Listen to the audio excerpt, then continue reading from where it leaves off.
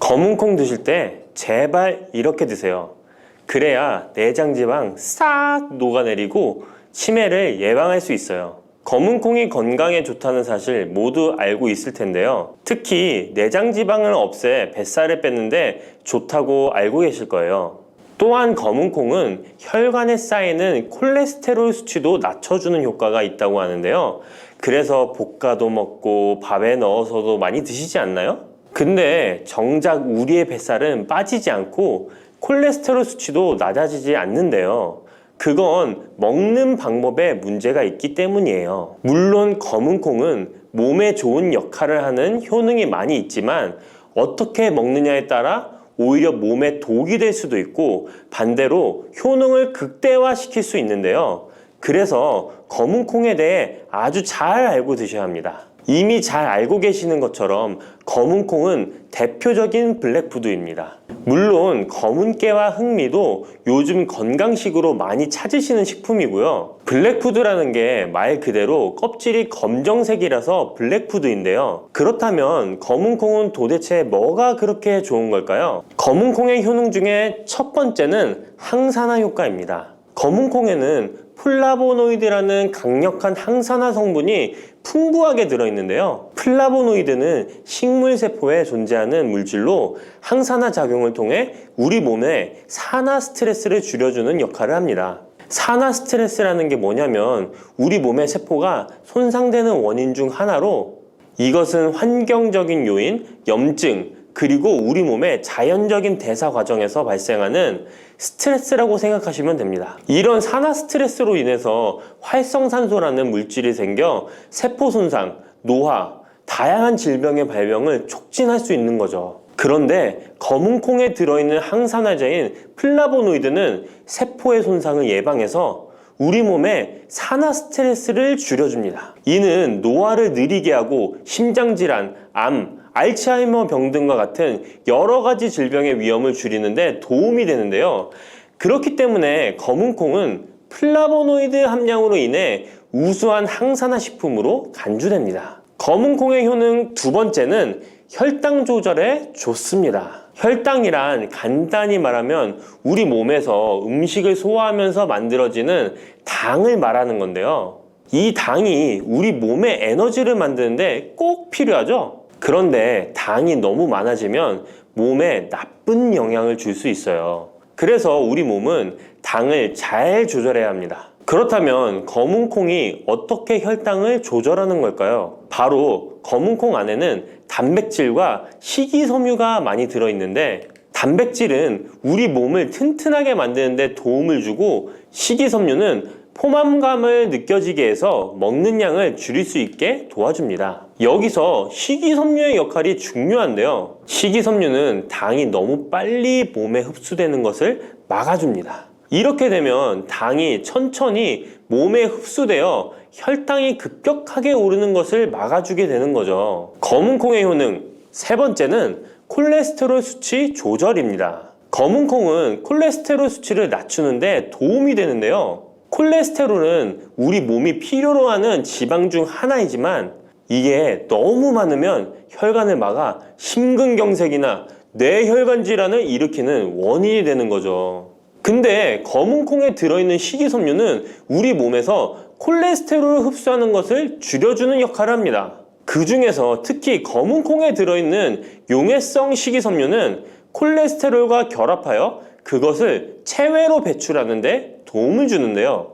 그것 말고도 검은콩에는 불포화 지방산이라는 건강한 지방도 풍부하게 들어있습니다. 이 불포화 지방산은 나쁜 콜레스테롤인 LDL 콜레스테롤을 줄이고 좋은 콜레스테롤인 HDL 콜레스테롤을 늘려주는 역할을 합니다. 이렇게 해서 심장 건강을 유지하는 데 도움을 주게 되는 거예요. 검은콩의 효능 네 번째는 눈 건강에 좋습니다. 검은콩에는 눈 건강에 도움이 되는 여러 가지 영양소가 들어있는데요. 그 중에서도 루테인과 제아잔틴은 눈 건강에 특히 특히 중요한 역할을 합니다. 루테인과 제아잔틴은 우리 눈에 황반 부분에 많이 있는 영양소인데 이 황반은 우리가 선명하게 볼 수 있게 해주는 중요한 부분입니다. 루테인과 제아잔틴은 이 황반을 보호해주고 밀도를 유지시켜 눈의 노화를 막아주고 블루라이트와 같은 UV 파장의 빛으로부터 보호하는 역할을 하게 되는 거죠. 특히 루테인과 제아잔틴은 황반병성이라는 눈 질환을 예방하는 데 도움을 주는데요. 황반병성은 우리가 나이를 먹으면서 발생할 수 있는 눈의 질환으로 이 증상이 심해지면 시력을 잃게 만드는 주요 원인 중 하나입니다. 검은콩의 5번째는 뼈를 튼튼하게 해줍니다. 검은콩은 뼈 건강에도 도움이 되는 여러 가지 영양소를 함유하고 있는데요. 그 중에서도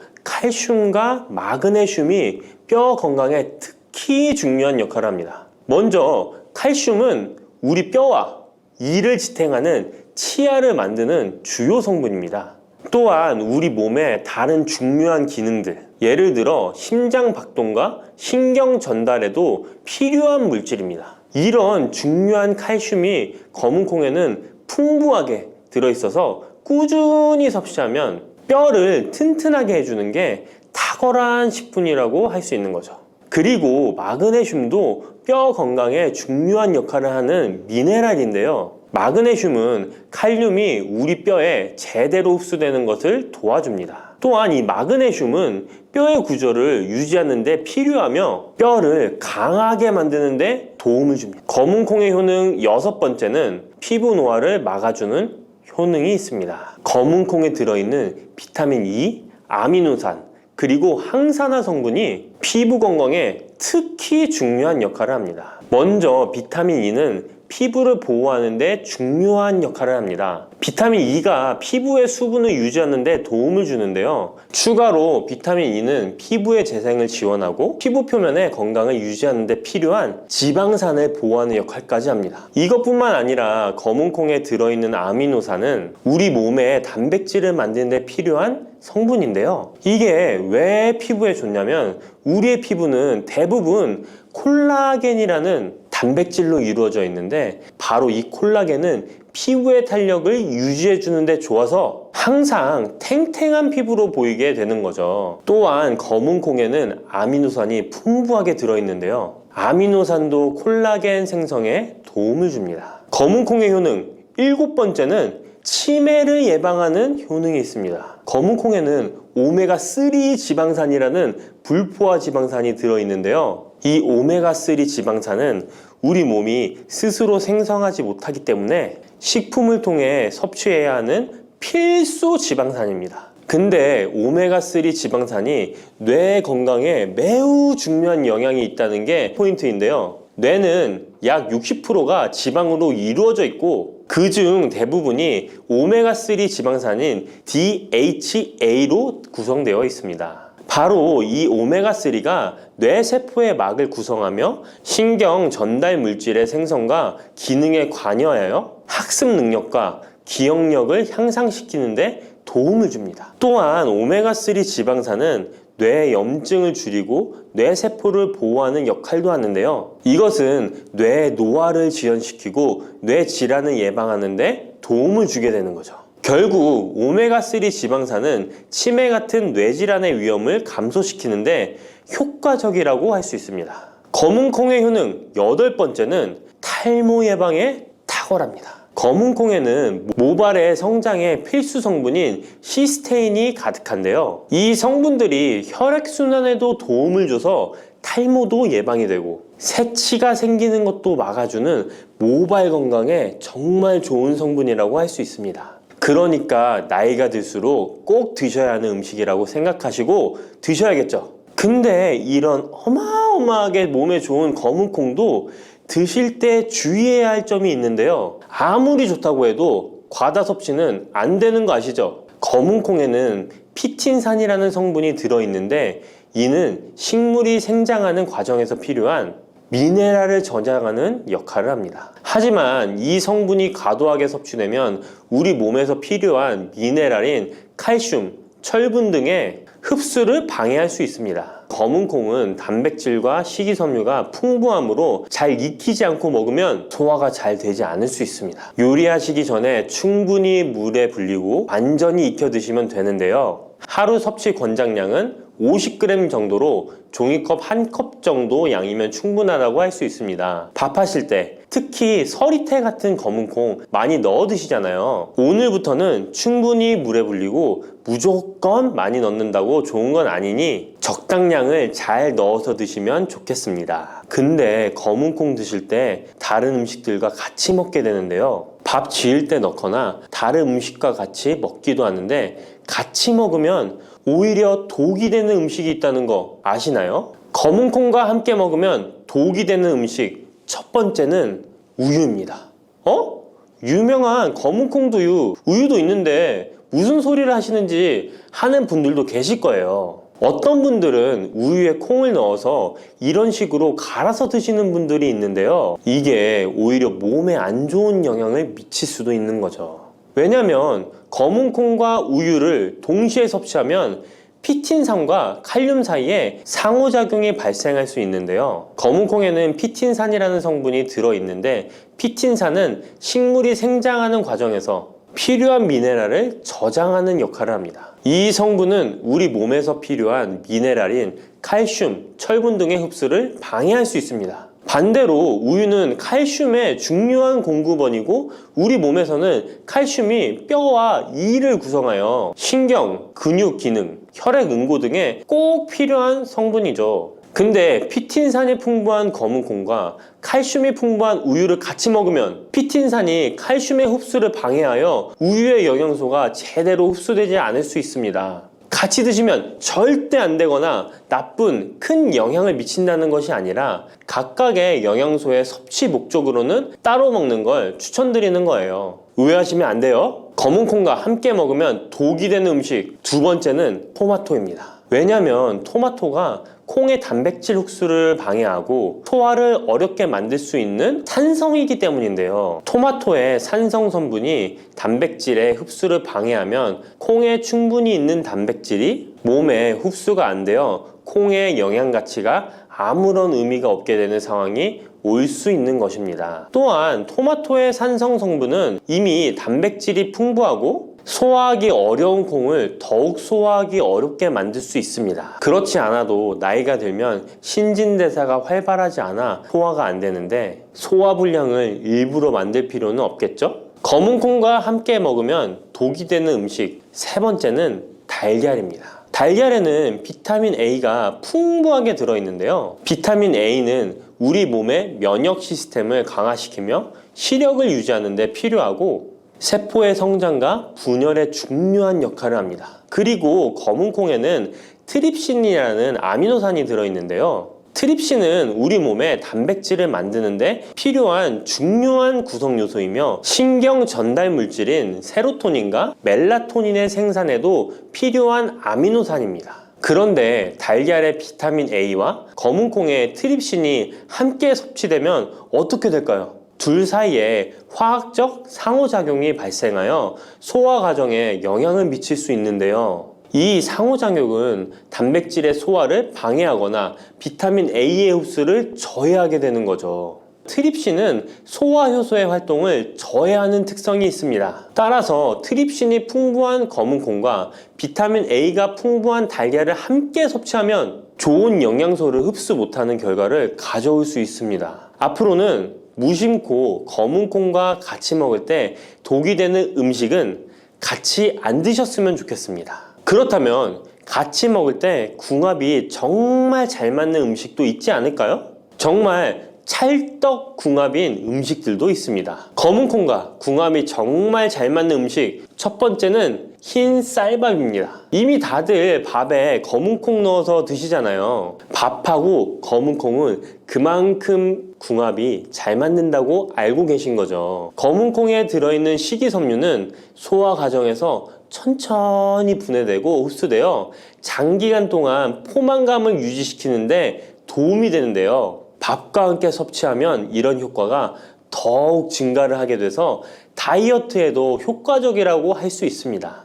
검은 콩에는 저항성 전분이라는 성분이 들어있는데 이 성분은 혈당 수치의 급격한 상승을 막아주는데요. 흰 쌀밥에는 탄수화물이 많아서 혈당 수치가 급격히 상승할 수 있지만 검은 콩과 함께 섭취를 하면 당 수치를 완화시키는데 도움이 되는 거죠. 이처럼 검은 콩과 흰 쌀밥을 같이 먹으면 충분한 영양소 섭취, 포만감, 혈당 조절 이렇게 일석삼조의 효과를 누릴 수 있으니 정말 찰떡궁합인 것입니다. 검은 콩과 궁합이 정말 잘 맞는 음식 두 번째는 당근입니다. 당근에는 비타민, 미네랄, 식이섬유 등 다양한 영양소를 함유하고 있는데요. 특히 루테인이 풍부한 당근은 강력한 항산화 효과와 눈 건강을 유지하는 데 좋은 재료입니다. 검은 콩과 루테인이 풍부한 당근을 함께 섭취하면 콩의 단백질이 당근의 영양소를 흡수를 돕는 동시에 당근의 루테인이 콩의 영양소 흡수를 돕습니다. 서로 소화가 잘 되게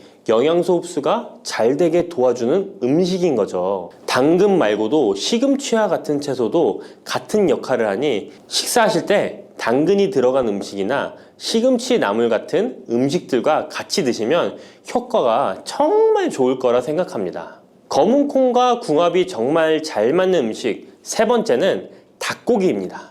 검은 콩은 식물성 단백질의 좋은 원천이라고 잘 알고 있을 거예요. 근데 식물성 단백질은 동물성 단백질에 비해 필수 아미노산의 비율이 적은데요. 필수 아미노산은 우리 몸이 스스로 생산할 수 없는 아미노산으로 반드시 음식을 통해 섭취해야 하는 성분입니다. 닭고기는 동물성 단백질의 좋은 원천이며 모든 필수 아미노산을 골고루 함유하고 있습니다. 따라서 검은 콩과 닭고기를 함께 섭취하면 두 가지 종류의 단백질이 서로를 보완하게 되는데요. 이렇게 함께 섭취하면 검은 콩에서는 얻을 수 없는 필수 아미노산을 닭고기에서 보충할 수 있습니다. 반대로 동물성 단백질만을 섭취할 때보다 식물성 단백질의 섭취 비율을 늘려주는 것은 심혈관 건강에도 정말 좋은 효과를 볼 수 있습니다.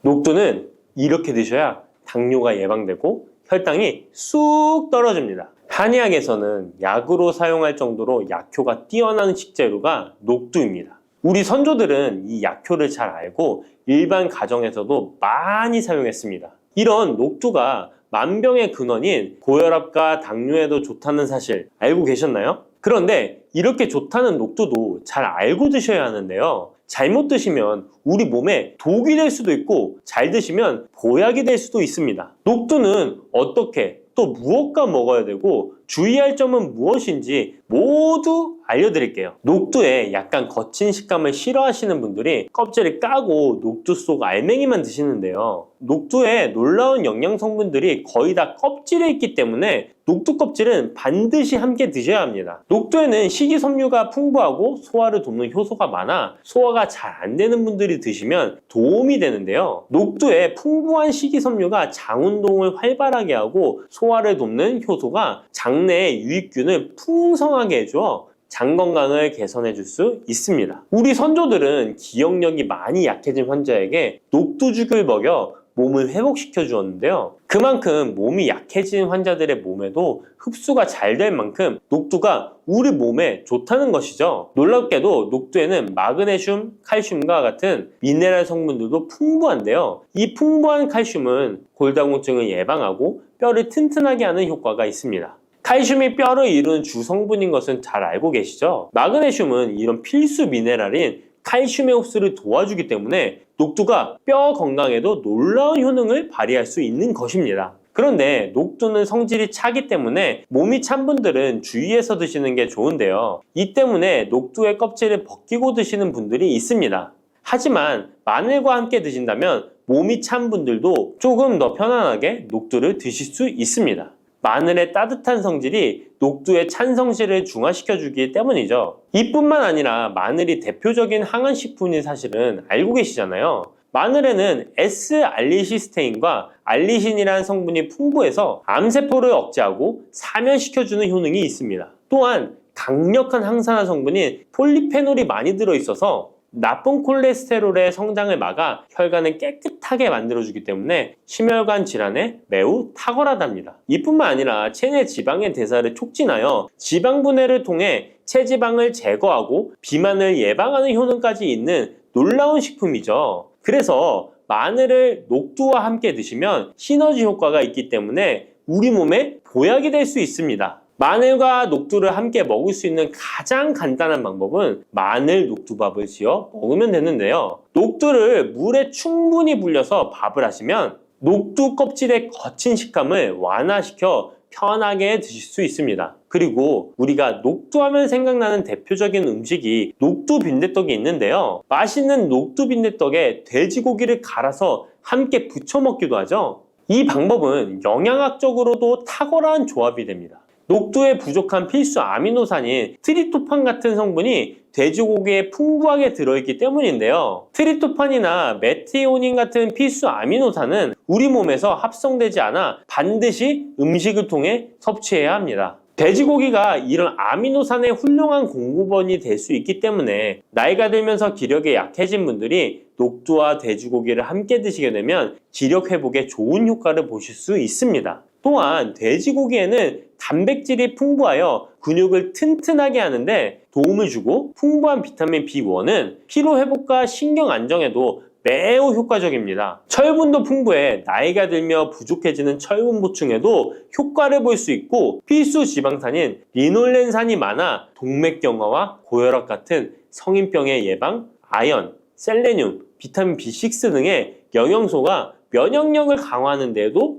도움을 줍니다. 녹두는 또한 혈당을 낮춰주고 인슐린 감수성을 높여주는 효능이 있어서 당뇨 관리에도 너무 좋은 식품인데요. 풍부한 식이섬유는 소장에서 당의 흡수를 지연시켜주고 다양한 미네랄과 비타민이 당뇨로 인한 합병증을 예방하는 데에도 좋은 효능이 있습니다. 이때 팥과 함께 드시면 이런 효과들이 매우 높아집니다. 팥은 강력한 항산화 성분인 안토시아닌이 풍부해서 혈관의 활성산소를 제거해주고 혈관세포의 손상을 예방해줘서 혈관을 깨끗하고 건강하게 해줄 수 있습니다. 2014년에 발표된 한 연구에서 팥을 섭취하는 것이 2형 당뇨병 환자의 혈당 수치와 인슐린 저항성을 개선하는 데 도움이 되는 것으로 보고됐습니다. 이 연구에서는 4주 동안 매일 팥을 섭취한 결과 당뇨 환자들의 공복 혈당 수치가 평균 19.5% 감소하였고 인슐린 저항성이 감소하는 결과를 볼 수 있었습니다. 또한 팥은 쌀의 10배 이상, 바나나의 4배 이상의 많은 칼륨을 함유하고 있는데요. 칼륨은 몸 안에 나트륨을 배출하고 당뇨 환자의 신장 기능을 강화시켜주며 혈압 상승을 억제해주는 효능이 있습니다. 팥은 한의원에서 다이어트를 위한 처방을 할 때도 사용되는데 팥의 풍부한 칼륨은 이뇨작용을 통해 부종을 줄여줄 수 있기 때문에 지방이 몸에 축적이 잘 되어 살이 찌는 사람에게 효과적입니다. 특히 쉽게 붓고 살이 찌는 분들에게 더욱 효과가 좋은데요. 한 실험에서 실험지에 팥 추출물을 먹였더니 체지방 함량이 30% 이상 줄었고 몸무게도 37%나 감소한 결과를 발표하기도 했습니다. 자, 이렇게 녹두와 함께 복용하면 좋은 식품들을 알아보았는데요. 그렇다면 녹두를 복용할 때 주의할 점은 어떤 것이 있는지도 한번 살펴보겠습니다. 첫 번째는 녹두의 차가운 성질인데요. 녹두의 차가운 성질은 우리 몸의 열을 낮춰주고 스트레스를 해소하는 효과가 있습니다. 또한 염증 완화를 시키고 통증을 줄이는 데도 도움이 되는데요. 그래서 녹두로 속을 채운 베개를 쓰면 두통이 완화되기도 합니다. 다만 이런 찬 효능 때문에 녹두를 드실 때 주의하셔야 하는데요. 평소 몸이 찬 분들이 녹두를 많이 드시게 되면 오히려 몸에 해가 될 수 있습니다. 위나 장이 차가워지면 소화력이 떨어지고 복통이나 변비, 설사가 나타날 수 있습니다. 이런 분들이 녹두를 드시려면 앞에서 알려드린 대로 마늘과 함께 드셔보시기 바랍니다. 그리고 두 번째 주의할 점은 바로 녹두의 강력한 해독작용입니다. 녹두의 해독작용은 우리 몸의 중요한 장기 중 하나인 간에 많은 도움을 주는데요. 간은 우리 몸의 독소를 해독하는 역할을 맡고 있는데 녹두가 이런 간의 해독 기능을 도와주게 됩니다.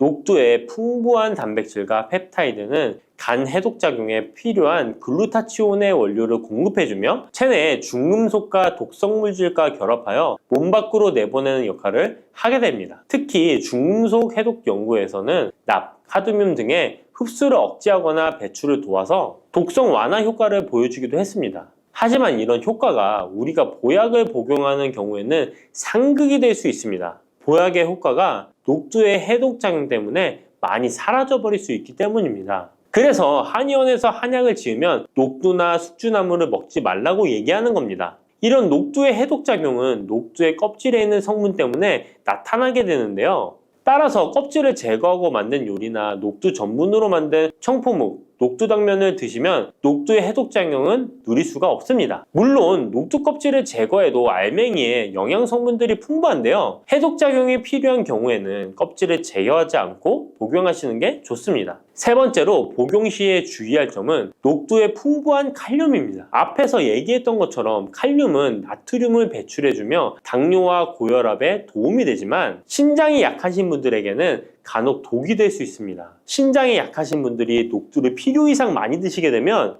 칼륨 배출이 제대로 안 되면서 몸에 칼륨이 쌓여서 고칼륨 혈증이 발생할 수 있습니다. 그렇게 되면 근육 약화나 부정맥, 심장 질환 등의 증상이 발생할 수 있으니까 신장이 약하신 분들은 과도하게 많이 드시지 않는 게 좋습니다.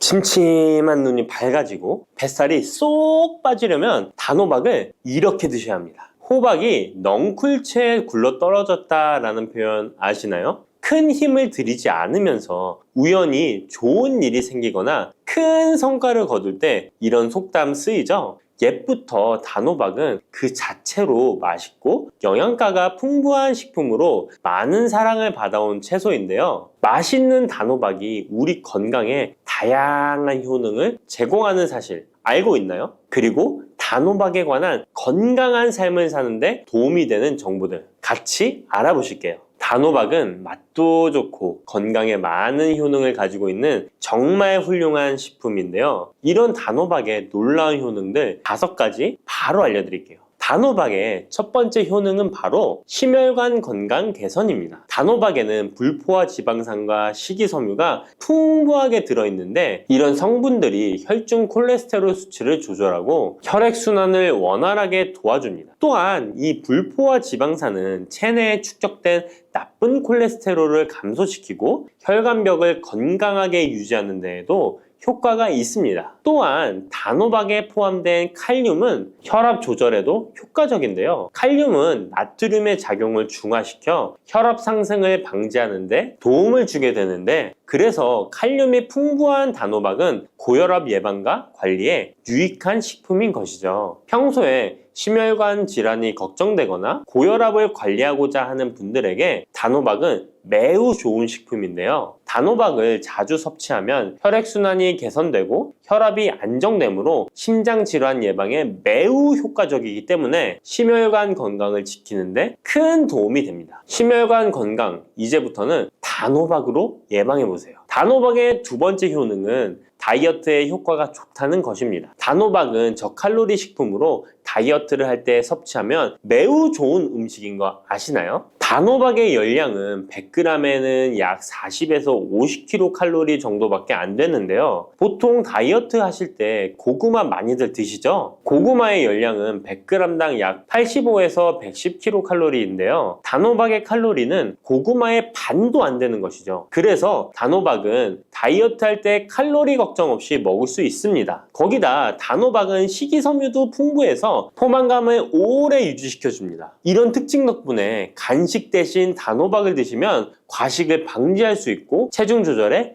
효과적입니다. 또한 단호박의 식이섬유는 소화가 잘 되지 않아서 장에 천천히 흡수되기 때문에 혈당 조절에도 유익한데요. 급격한 혈당 상승을 막아주어 다이어트 중에도 혈당이 급격히 떨어지지 않게 도와주죠. 또한 다이어트 중에 발생할 수 있는 변비를 예방할 수 있기 때문에 체중 감량을 도울 뿐만 아니라 장 건강도 함께 챙길 수 있습니다. 다이어트 중이라면 단호박을 간식이나 식사 대용으로 활용해 보세요. 맛도 좋고 영양도 풍부한 최고의 다이어트 식품입니다. 단호박의 세 번째 효능은 바로 눈 건강에 도움이 된다는 점입니다. 단호박에는 당근과 마찬가지로 비타민 A와 베타카로틴이 풍부하게 들어있는데요. 이 두 성분은 우리 눈의 건강을 지키는데 아주 중요한 역할을 합니다. 비타민 A는 눈의 망막을 건강하게 유지하는데 도움을 주고 시력 저하를 예방하는데 효과적이에요. 특히 야맹증 예방에도 도움을 줄 수가 있죠. 그리고 베타카로틴은 강력한 항산화 작용을 해주기 때문에 눈의 피로를 덜어주고 눈의 노화를 늦추는데도 도움을 줍니다. 혹시 하루 종일 스마트폰이나 모니터를 자주 보고 있지는 않으신가요? 화면을 계속 들여다보는 현대인들에게는 이 단호박에 들어있는 비타민 A는 특히 중요한 영양소라고 할 수 있죠. 눈이 피로하거나 건조감을 느끼시는 분들에게 단호박은 자연적인 해결책이 될 수 있습니다. 단호박을 섭취하면 눈 건강을 지키고 나이가 들면서 생길 수 있는 시력 저하나 노화 방지에도 도움을 줄 수 있습니다. 단호박은 정말 건강에 많은 이점이 있는 식품이죠. 단호박의 놀라운 효능 네 번째는 면역력 강화입니다. 단호박에는 비타민 C와 아연이 풍부하게 들어있죠. 비타민 C는 면역 세포를 활성화시켜 감염 예방에 큰 도움을 주고, 아연은 백혈구의 생성을 돕고 체내에서 염증 반응을 조절하여 면역 체계가 정상적으로 작동할 수 있게 도와줍니다. 이뿐만 아니라 단호박에 들어있는 항산화 물질들은 우리 몸의 세포를 보호하고 염증을 줄여 면역 기능을 더욱 향상시키는 데 도움을 주는데요. 특히 겨울철이나 환절기에 감기나 독감 예방을 위해 면역력 강화를 원하신다면 단호박을 꾸준히 섭취하시는 것이 좋은 식습관이 될 수 있습니다. 또 자주 피로감을 느끼거나 감기 등에 쉽게 걸리는 분들에게 단호박은 아주 좋은 식품이라는 것 알고 계시면 도움이 될 거예요. 단호박의 효능 다섯 번째는 부종과 붓기를 개선하는데 도움을 주는 것입니다. 붓기에 호박이 좋다는 거 모르시는 분 없으시죠? 우리가 수술이나 시술을 받고 얼굴이 부을 때 약국에서 단호박즙 같은 거를 파는 것도 많이 보셨죠? 이는 단호박에는 칼륨이 풍부한데, 칼륨은 체내에 있는 나트륨과 균형을 맞춰주고 몸 안에 불필요한 수분을 배출하는 역할을 합니다. 그래서 부종을 완화하고 몸의 붓기를 개선하는데 효과적이죠. 특히 평소에 손이나 발, 얼굴 등이 자주 붓는 분들에게 단호박을 섭취하면 체내 나트륨 농도를 조절해줘서 불필요한 수분이 빠져나가면서 붓기가 자연스럽게 완화될 수 있습니다. 이렇게 효능이 많은 단호박을 어떻게 섭취하느냐에 따라 그 효과가 달라질 수 있다는 사실 알고 계시나요? 섭취 방법에 따라 효능의 50%만 섭취하게 될 수도 있고 또 100%로 바뀔 수도 있는데요. 단호박 효능 100%로 섭취하는 방법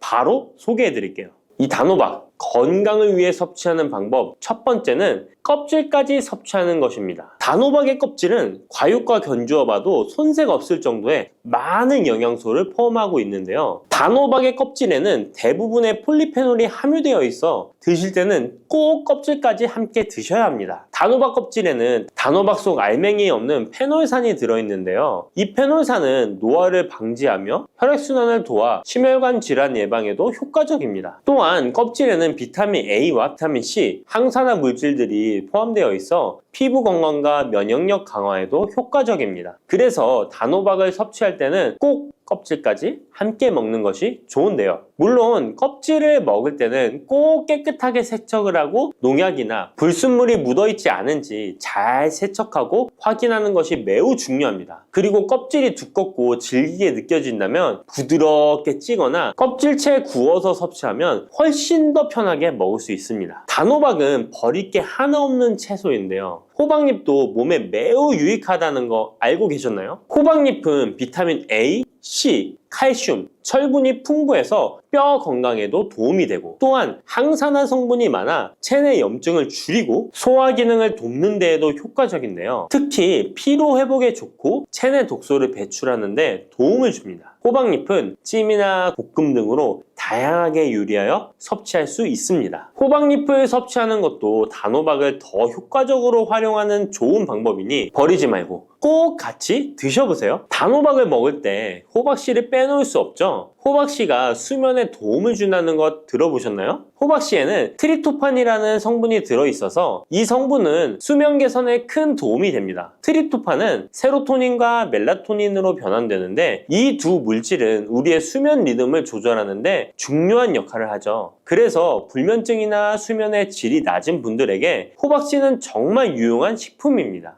또한 단백질과 건강한 지방이 풍부하여 혈당 조절에도 도움을 줄 수 있는데요. 혈당이 급격히 오르거나 내리는 것을 막아주고 당뇨병 예방에 효과적입니다. 그래서 호박씨는 다이어트에 매우 좋고 식사 후 간식으로 섭취하면 포만감을 오래 유지시킬 수 있습니다. 여담으로 우리 다른 사람의 단점을 뒤에서 이야기하는 것을 보고 뒷담화한다고 하고 호박씨 깐다고도 하잖아요. 과연 어떤 것 때문에 이런 이야기가 나왔을까요? 저도 궁금합니다. 아시는 분은 알려주세요. 이렇게 단호박은 아주 건강에 좋은 식품이지만 섭취 시 주의할 점이 있는데요. 건강을 지키기 위한 몇 가지 단호박 섭취 유의사항을 알아볼게요. 첫 번째는 껍질 섭취 시 소화 문제입니다. 단호박의 껍질은 건강에 많은 효능이 있지만 소화가 어려운 경우도 있을 수 있는데요. 특히 소화 기능이 약한 분들이나 위장에 민감한 분들은 껍질이 소화되지 않거나 불편함을 느낄 수 있습니다. 이런 분들은 단호박 껍질을 제거하고 속만 섭취하는 것이 좋습니다. 아니면 껍질을 먹을 때는 반드시 부드럽게 조리하여 섭취해서 소화 불량이나 복부 팽만감을 최대한 피하게 해야 합니다. 두 번째 유의사항은 알레르기 반응입니다. 단호박은 일반적으로 알레르기 반응을 일으키는 경우가 드물지만 일부 사람들은 호박에 알레르기가 있을 수 있는데요. 특히 호박이나 호박씨에 민감한 분들은 섭취 후 발진이나 가려움 등의 증상을 경험할 수 있습니다. 이런 증상이 나타난다면 단호박 섭취를 바로 중지하고 알레르기 전문의와 상담하는 것이 좋습니다. 알레르기 반응은 개인의 체질에 따라 다를 수 있기 때문에 처음 먹을 때는 소량으로 섭취하여 반응을 확인하는 것이 안전하다는 거 기억해 주세요. 단호박 섭취에 유의해야 할 사항 세 번째는 신장 질환이 있는 사람의 섭취입니다. 단호박은 칼륨이 풍부한 식품인데요. 신장 기능이 약한 분들은 칼륨 과다 섭취가 문제가 될 수 있습니다. 칼륨이 과잉 섭취되면 신장에 부담을 줘서 부종이나 혈압 상승 등의 문제가 발생할 수 있기 때문인데요. 신장 질환이 있는 사람은 칼슘 섭취를 조절해야 하므로 단호박을 섭취하기 전에 반드시 의사와 상담하는 것이 좋습니다. 신장에 문제가 있는 분들은 단호박 섭취 시에 본인에게 맞는 양을 조절하여 섭취해야 합니다. 네 번째, 단호박 섭취 시 유의사항은 다이어트 시 과잉 섭취입니다. 아까 얘기 드렸듯이 단호박은 다이어트에 유익한 식품이라고 했잖아요. 하지만 다이어트에 도움이 되는 단호박도 조리 방법에 따라 칼로리가 달라질 수 있습니다. 예를 들어 단호박을 버터나 크림 등 고칼로리 재료와 함께 조리하면 그만큼 칼로리가 높아져서 다이어트에 좋지 않을 수 있습니다. 다이어트를 하시는 분들은 단호박을 찌거나 구운 방법으로 조리하고 고칼로리 재료를 피하는 것이 건강하고 성공적인 다이어트를 위해서 꼭 필요합니다. 또한 단호박에 포함된 당분은 비교적 낮지만 당뇨가 있는 사람은 과도하게 섭취하지 않도록 주의해야 합니다. 마찬가지로 다이어트 중에도 혈당의 급격한 상승을 막기 위해 적당량을 섭취하는 것이 중요합니다. 바다의 불로초, 해조류의 왕이라는 별명을 갖고 있는 김. 이런 몸에 좋은 김도 잘못 먹으면 암에 걸리고 치매에 걸릴 수 있다는 사실 알고 계신가요?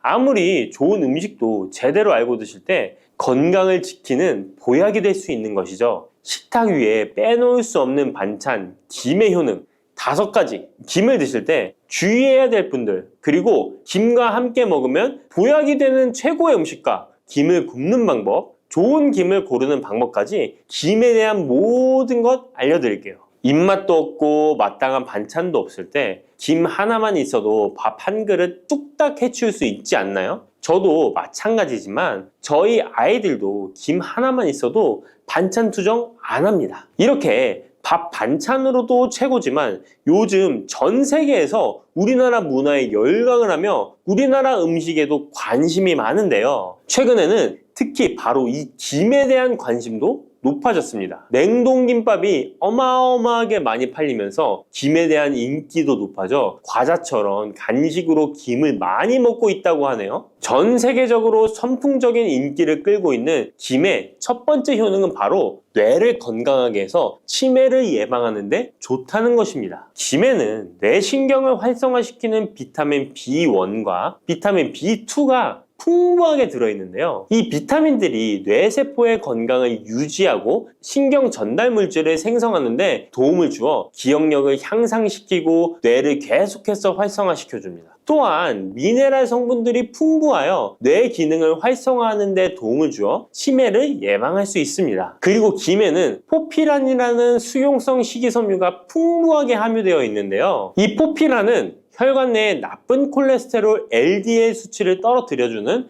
효능이 있습니다. 따라서 혈관 내의 혈전 생성을 막아주고 동맥경화도 예방하여 혈액순환을 좋게 함으로써 뇌에도 혈류를 원활하게 해주는 것입니다. 또 김에 함유되어 있는 알긴산이라는 성분이 있는데요. 이 알긴산도 콜레스테롤이 혈관에 쌓이는 것을 방지하고 몸 밖으로 배출시켜주는 역할을 해줍니다. 국립부경대학교 연구팀의 연구 결과에 따르면 알긴산은 혈관 내의 중금속과 노폐물을 흡착하여 제거하고 혈액 속 중성지방 및 콜레스테롤을 억제하여 피를 맑게 하고 성인병 예방에 놀라운 기능을 한다고 보고하고 있습니다. 이러한 성분들의 효능으로 뇌에 필요한 영양분을 충분히 공급하고 노폐물을 빨리빨리 배출할 수 있게 되어 머리도 맑아지고 뇌신경을 튼튼하게 해주는 것이죠. 이러한 김과 계란을 함께 드시면 엄청난 시너지 효과를 누릴 수 있는데요. 계란에는 비타민 B1, 2와 콜린이라는 성분이 풍부한데 이 성분들이 뇌신경을 활성화하는 데 큰 도움을 줄 수 있습니다. 그 이유를 살펴보면 콜린은 뇌의 신경 시스템에서 중요한 역할을 하는 아세틸콜린이라는 물질의 주 성분인데 아세틸콜린은 신경 전달 물질로 뇌세포 사이에서 정보를 전달하는 역할을 해줍니다. 바로 이 콜린이 충분히 공급되어야 기억력, 학습 능력, 그리고 인지 기능을 유지할 수 있습니다. 이뿐만 아니라 김은 계란에 부족한 비타민 C를 보충해주고 계란은 김에 부족한 비타민 D를 보충해줘서 서로가 정말 잘 어울리는 식품이 되는 것입니다. 계란과 김이 만나면 정말 뇌 기능에 필요한 보약이나 다름이 없는 것이죠. 김의 두 번째 효능은 식물성 단백질 공급원의 최고봉이라는 것입니다. 김에 함유된 단백질의 양은 소고기보다도 많은데요. 소고기가 단백질이 풍부하다고 알고 계시잖아요. 소고기 100g당 단백질의 함량은 20g이고요. 김 100g당 단백질의 함량은 30g입니다. 소고기보다 김에 단백질이 많이 들어있다니 놀랍지 않나요? 마른 김 5장에는 계란 1개에 함유된 단백질의 양이 들어있다고 합니다. 그런데 이 단백질에 식물성 단백질과 동물성 단백질이잖아요. 이 둘을 함께 먹을 때 더욱 흡수가 잘 되어 건강에 좋은데요. 이 김과 계란을 함께 먹을 수 있는 정말 좋은 방법 알려드릴게요. 김 계란말이는 많이들 해 드시잖아요. 반찬으로 만들어 먹기도 편하고 맛도 좋아 많이들 드시는데요. 그것 말고 계란김전을 알려드릴게요. 먼저 김을 먹기 좋은 크기로 잘라주시고요. 한쪽에 놓아줍니다. 적당한 용기에 계란을 깨주시고요. 속은 한 꼬집으로 약간 간을 해줍니다. 다음에 계란을 풀어줍니다. 이제 김을 2장씩 포개어 계란물을 앞뒤로 잘 묻혀준 다음에 기름을 두른 팬에다 부쳐주시면 됩니다. 정말 쉽죠? 이렇게 김과 계란을 함께 드시면 맛도 좋고 건강도 챙길 수 있는 밥상위에 보약이 된답니다. 세 번째, 김의 효능은 항산화 작용입니다. 몸 안에 활성산소가 많아지게 되면 활성산소가 세포를 공격하여 노화시킬 뿐 아니라 암세포로 변이시켜 암을 발생시키기도 하는데요. 김에는 이런 활성산소를 제거시켜 줄 수 있는 강력한 항산화 물질인 베타카로틴이 풍부하게 함유되어 있습니다. 대표적인 강력한 항산화 물질인 베타카로틴은 당근에 많이 함유되어 있다고 다들 알고 계시잖아요. 당근보다 김에 베타카로틴이 더 많이 함유되어 있습니다. 당근 100g에는 5.516mg이 함유되어 있고 김 100g에는 무려 22,500mg이나 함유되어 있습니다. 당근보다도 4배 정도 많은 베타카로틴이 함유되어 있는 것이죠. 놀랍죠? 오늘 놀랄 일이 많은 것 같네요. 이 베타카로틴은 우리 몸속에서 비타민 A로 전환이 되는데요. 비타민 A 하면 무엇이 생각나시나요? 네, 생각하고 계신 건 맞습니다. 바로 눈이죠, 눈. 비타민 A는 시력을 보호하고 야맹증을 예방하는 데 도움이 되는 것입니다. 또한 김에 단백질이 많이 함유되어 있다고 했잖아요. 이 단백질이 비타민 A와 만나면 로놉신이라는 성분이 생성되는데요. 이 로놉신이 시력을 보호하고 야맹증을 예방하는 역할을 하는 것입니다. 당근이 눈 건강에 좋다고 많이들 드시는데 당근보다도 김에 더 많이 함유되어 있다는 사실 꼭 기억하시기 바랍니다. 네 번째 김의 효능은 골다공증 예방에 도움을 준다는 것입니다. 김에는 칼륨이 풍부하게 함유되어 있는데요. 칼슘 하면 떠오르는 식품이 있죠. 바로 우유인데요. 우유 100g에는 칼슘이 110mg 함유되어 있고 김 100g에는 칼슘이 490mg이나 함유되어 있습니다. 김에는 우유보다 무려 4배 많은 칼슘이 함유되어 있는 것이죠. 나이가 들면서 특히 여성분들이 골다공증 발병률이 높아 힘든 경우가 많으신데요. 저희 어머니도 골밀도가 낮아져 병원에서 처방을 받아 약을 드시더라고요. 주변에도 중년의 나이를 넘어서고 계신 분들 중에 골다공증으로 약을 드시는 분들이 많으신데요. 우리나라 사람들의 부족한 영양소가 바로 칼슘이라서 이런 현상이 나타나는 것입니다. 칼슘이 부족하면 뼈가 약해지고 점점 골밀도가 낮아져서 골다공증이 발병하게 되는 것인데요. 김에 함유된 칼슘은 특히 우리 몸에 흡수가 잘 되어 정말 좋습니다. 우유보다 4배 많은 칼슘을 가지고 있는 김을 평소에 충분히 드신다면 골다공증 예방에도 도움을 받을 수 있습니다. 김을 드실 때에도 먹는 방법을 알고 드시는 게 좋겠죠. 김의 영양소를 잘 흡수할 수 있도록 먹는 방법이 있는데요. 김을 구울 때 어떻게 하시나요? 보통 기름을 김에 바르고 불에 구워 드시잖아요. 그렇게 하시면 안 되고요. 마른 김을 아무것도 바르지 않은 달궈진 팬에 앞뒤로 5초씩 살짝 구운 다음에 들기름을 발라 드시면 됩니다. 이 김에 열을 가하게 되면 김에 함유된 영양소들의 체내 흡수율이 높아지게 됩니다. 이 들기름을 굽기 전에 바르지 않고 구운 후에 바르는 이유는 들기름이 열에 약해서 들기름을 바른 채로 굽게 되면 들기름이 산패되어 오히려 건강을 해칠 수 있기 때문입니다. 열을 가하지 않은 들기름을 바르면 들기름의 불포화 지방산이 또 혈관을 깨끗하게 해줘서 더욱 건강한 식사를 하실 수 있습니다. 이 5번째 김의 효능은 당뇨를 완화시키는 데 도움을 준다는 것입니다. 당뇨병이 있는 분들은 비타민 B1, 2가 결핍되어 있는 분들이 많은데요. 김에 바로 이 비타민 B1, 2가 풍부하게 함유되어 있어 당뇨를 완화시키는 데 도움이 되는데요. 2017년 한국식품과학지에 실려있는 연구에서 당뇨 환자들이 김을 섭취하면 혈당 수치를 낮추는 데 도움이 된다고 보고했습니다. 이는 김에 함유된 비타민 B1, 2 때문이라고 밝혔습니다. 당뇨 환자는 비타민 B1, 2가 결핍되기 쉬운데요. 그 이유는 비타민 B1, 2는 고기에 보통 많이 함유되어 있는데 당뇨 환자의 식단은 채식인 경우가 많아서 비타민 B1, 2를 섭취할 수 있는 기회가 적어지기 때문입니다. 또한 당뇨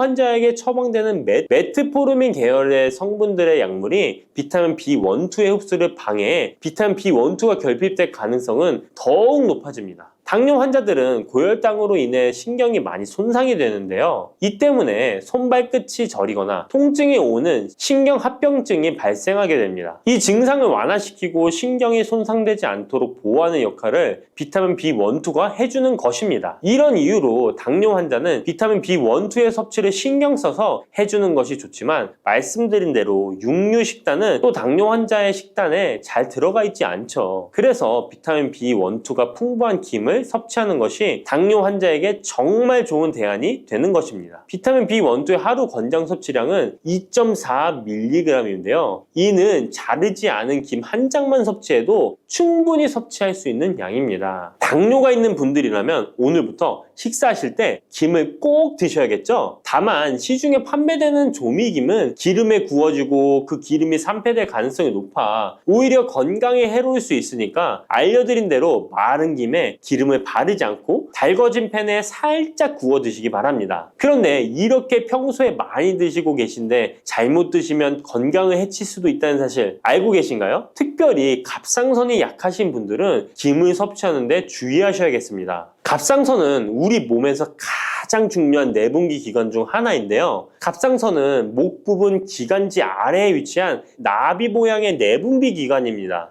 중요한 여러 기능을 하지만 그 중에서도 특별히 대사율을 조절하는 기능을 합니다. 갑상선에 T3, T4 호르몬을 분비하여 우리 몸의 에너지 소비와 체온 조절을 하는데 중요한 역할을 하는 것입니다. 그리고 갑상선 호르몬은 신경 시스템의 정상적인 기능을 유지하는데 꼭 필요한데요. 이 호르몬이 제대로 분비가 되지 않아 수치가 너무 높거나 낮게 되면 우울증, 불안 증세, 기억력 감퇴 등의 문제가 발생할 수도 있습니다. 이 갑상선 호르몬 중에 요오드가 있는데요. 김에 이 요오드가 풍부하게 함유되어 있습니다. 요오드가 부족하면 체중이 늘어나고 탈모가 생길 수 있으며 만성 피로에 힘들어질 수도 있습니다. 세계보건기구에서는 요오드가 부족하면 뇌세포가 손상되고 치매가 발생할 수도 있다고 보고하고 있습니다. 이렇게 중요한 요오드, 김에 풍부하니 먹어야 되는 거 아닌가? 생각하실 수 있잖아요. 맞는 말씀이지만 예외가 있습니다. 갑상선이 약하신 분들은 김 섭취에 주의해야 된다고 했잖아요. 갑상선 저하증이나 항진증이 있는 분들이 김을 많이 드시면 오히려 건강을 해칠 수 있습니다. 건강하신 분들은 김을 많이 드셔도 호르몬 조절이 되어 문제가 없지만 갑상선에 문제가 있어 호르몬 조절이 잘 안 되는 분들은 이 요오드의 수치가 높아지게 되면 체내의 활성산소가 증가하게 되어 염증을 일으키고 갑상선염을 유발하며 심해지면 갑상선 암으로 발전시킬 수도 있습니다. 우리 한국인의 식단에는 이미 요오드의 함량이 높기 때문에 김을 조금만 드셔도 요오드의 수치가 금방 높아질 수 있습니다. 따라서 갑상선에 문제가 있는 분들은 김을 드실 때 주의하셔야 하는 것입니다. 그렇다고 요오드가 풍부한 해조류와 같은 음식을 아예 드시지 말라고 말씀드리는 게 아니라 과량 섭취만 주의하시고 적정량은 드셔도 괜찮습니다. 그렇다면 갑상선에 문제가 있는 분들이 김을 드실 때 해결 방법이 없을까요? 있습니다. 그것은 바로 마늘과 함께 드시는 겁니다. 대표적인 강력한 항암식품이 마늘이잖아요. 마늘에는 셀레늄이라는 성분이 풍부합니다. 이 셀레늄은 다량의 요오드로 인해 발생되는 활성산소로부터 갑상선을 보호하는 역할을 하게 되는 것입니다. 그래서 건강기능식품 기능성 원료로서 유해산소로부터 세포를 보호하는 작용을 한다는 효능을 가지고 있다고 우리나라 식약처에서도 인정을 해주고 있죠. 그리고 갑상선 호르몬의 생성을 도와 갑상선에 문제가 있는 분들이 드시면 호르몬 문제를 해결하는데 도움이 되는 것입니다. 또한 김에 함유된 알긴산이라는 성분이 콜레스테롤이 혈관에 쌓이는 것을 방지하고 몸 밖으로 배출시켜주는 역할을 한다고 알려드렸는데 바로 이 마늘과 함께 드시면 이 효능이 배가 돼서 혈관에 혈전이 생기는 것을 막아주어 혈관 건강에 최고의 보약이 되는 것입니다. 이렇게 좋은 김 아무거나 드시지 마시고요. 좋은 김 고르는 방법도 알려드릴게요. 좋은 김은 검붉은색을 띠며 살짝 반짝이는 윤기가 있고 냄새 없이 담백한 맛이 나는 것입니다. 그리고 구웠을 때 녹색빛이 선명하게 나타나며 물에 불렸을 때는 잘 녹고 김을 담갔던 물이 맑을수록 좋은 김이라고 할 수 있습니다. 이 김은 저희 하단 링크에 있으니까 링크 한번 보시고 김을 사시기 바랍니다.